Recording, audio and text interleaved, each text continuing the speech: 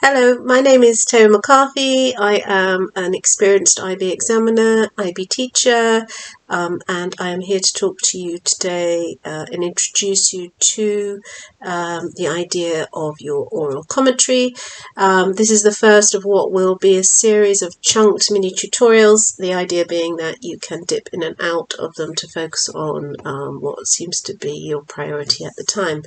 I will cover how to go about choosing your global issue, developing your thesis and the question that you will structure your oral around, how to select and choose and cut your extracts, how to link out to the body of work, how to use language.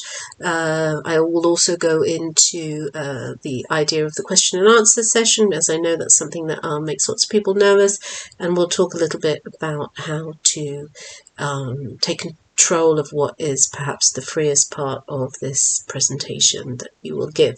So, for those of us who don't know, our oral is worth 20% if we're a higher level student, 30% if we're a standard level student, and the idea is that this oral stems from the work that you have individually developed in your learner portfolio.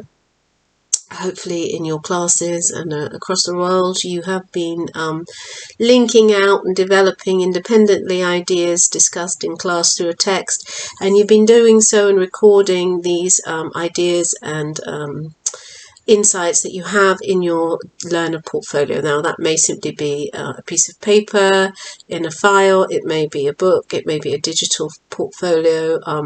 There may be various ways in which your chosen teacher has asked you to record these ideas, but hopefully you have been recording ideas.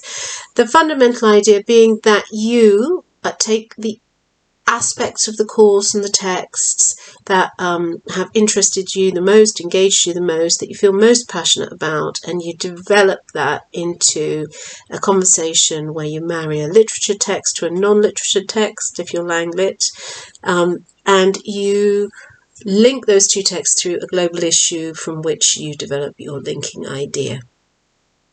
It should be, and I know this sounds rather silly, quite an enjoyable process. Perhaps the least enjoyable part of it for some of you will be the actual presentation, but the thinking, the reflecting, the combining, the comparing, that should all be a pleasure, and I really would encourage you to pursue an idea that you find interesting. You will be developing this conversation, this topic, independently, making links between two texts. You will be talking about it in a formal presentation, and you will have follow-up questions with your teachers. I think it's very, very important, therefore, that you are engaged and interested in what you're talking about.